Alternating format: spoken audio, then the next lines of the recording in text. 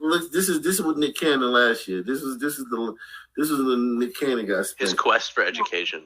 Of faith and atonement. Tonight's edition of Soul of a Nation features the first network interview with comedian and TV host Nick Cannon since he sparked criticism for amplifying anti-Semitic language on his podcast last summer. Lindsay Davis sat down with him for the interview. Good morning to you, Lindsay. Good morning to you, Amy. Those anti-Semitic comments and conspiracy theories that he espoused caused outrage and at the time cost him his job with Viacom. Well, since then, he describes himself as being on a journey of atonement, and he makes a big distinction between that and an apology. While an apology is just words, Nick says that he is taking action. Nick Cannon is not asking for forgiveness, but after what he said this past summer, many think he should. Bigoted comments he made on one podcast threw his stardom and future into a tailspin. You can't be anti-Semitic when we are the Semitic people, when we are the same people that who they want to be. Mm-hmm. That's our birthright. That's our birthright. And did you hear what he said about white people on this shit? Yeah, I mean, he just said. He trashed white people up and down. You know, non-melanated, subhuman, cave dweller. You know, and this is really nothing. You know, can't eliminate yourselves. What he said right now really is nothing. Let's be honest. That's nothing. Yeah, this is the tamest shit, man. And this was like a big one for me. I was like, goddamn. He slam-basted white people.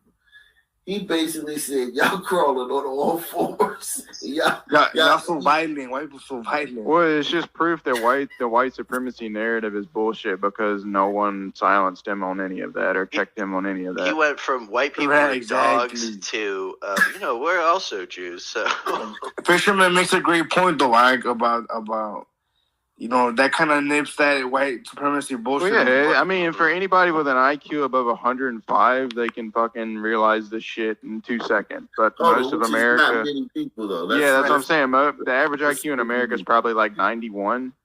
And they just completely miss it. Right. You would think Nick Cannon would have immediately been fucking taken to the nearest fucking branch.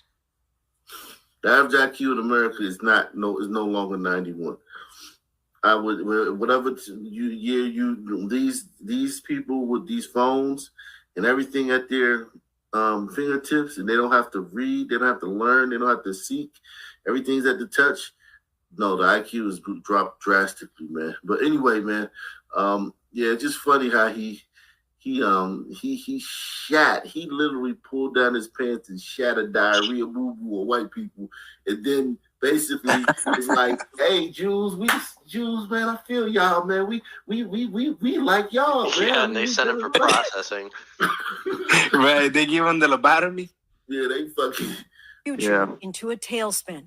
You can't be anti-Semitic when we are the Semitic people, when we are the same people that who they want to be. Mm-hmm.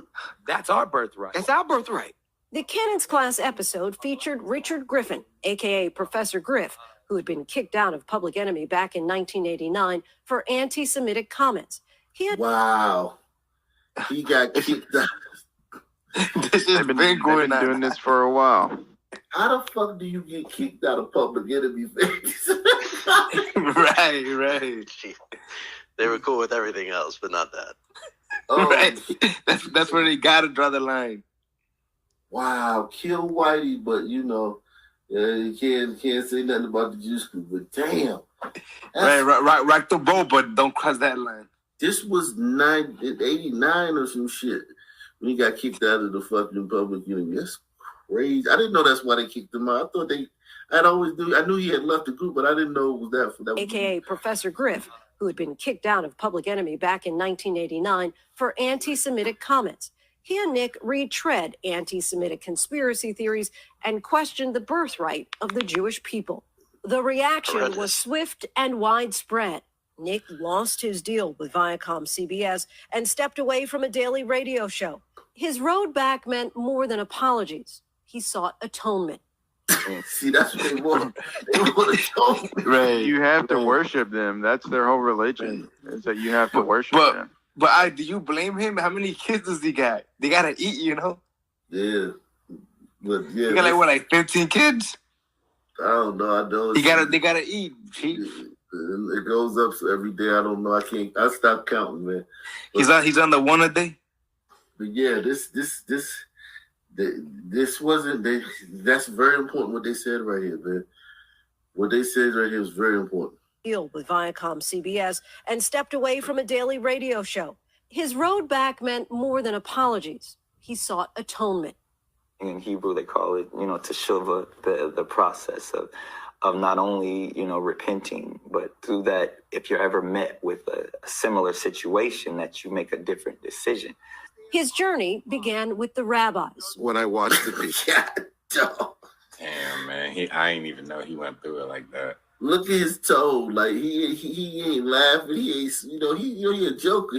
Everything's a joke. He one of them guys where right. He'll joke about everything. Everything is in play.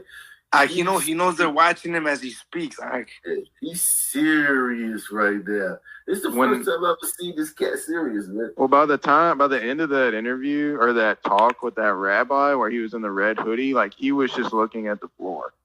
Like he was so buck broke. It was like the most buck broke I've ever seen a son man. He was humiliated by the end of that. Yeah. He could barely lift his chin off his chest. Do you think it worked, Doc, or is he just like faking the funk? No, I think with him, I mean, he's different than Kyrie. This guy's not stubborn. This guy, he's another one. Like he was just on there talking, jibber jabbering with Professor Griff. He started wearing those turbans and he started feeling pro-black. Right. The dashiki? Yeah, I mean, like, do you think he was always believing that, or you think he just started believing that shit in the last couple of years because he read about it? He got with some Sun men and started believing that bullshit and got his ass in trouble. But do you think he's bought into the lobotomy? You think that he's bought into this? Yeah, I definitely believe. I think this guy is. I think he knows. I think whether he's bought into it or not, I think he knows. Like that was hot. Yeah, I don't think he realized what he said when he said it. Like he just did a belly flop into a pool full of cobras, and now he knows. Oh shit! Yeah. I didn't know this was a thing. Whoops! Damn, and now he knows. Yeah. In Hebrew, they call it, teshuvah, the process of not only, repenting, but through that, if you're ever met with a similar situation, that you make a different decision. His journey began with the rabbis. When I watched the piece, and there was somebody there who was saying, I'm not even a real Jew. Right. That goes right to the heart. I hurt people. I'm going to lean into it. I want to understand why I hurt you. What did I say? What are these tropes? Educate me. Nick's quest for education isn't new. Last year, he finished undergrad at Howard University, and he's now pursuing a master's degree in divinity. My journey's not going to stop whether the person watching this forgives me or not. I'm still going to... The people watching this. Dude, those rabbis to shove his shit in. Listen to the language, though. This is very important. Journey. It's a journey. Like, you not just, like, the little things the bullet list of things they give you to do. No, you're required to go on a journey. You have to live in this reality for the rest of your life until you're dead, you dumb son, man. I mean, you hear what he said? He said the Teshoba. Yeah, he's speaking their language now. Hopefully, through this process, be on the right side of history and bring people closer together. Viacom has acknowledged Cannon's efforts and is now back in business with him. He believes that this is beginning. So look, Viacom acknowledged his efforts. See, this is what Kyrie's what.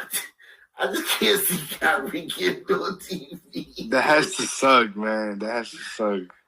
Listen, man. I need to do a poll, man. I need to pause. I need to see. I just can't see Kyrie. That's buck broken like that. They broke him, man. It's sad, man.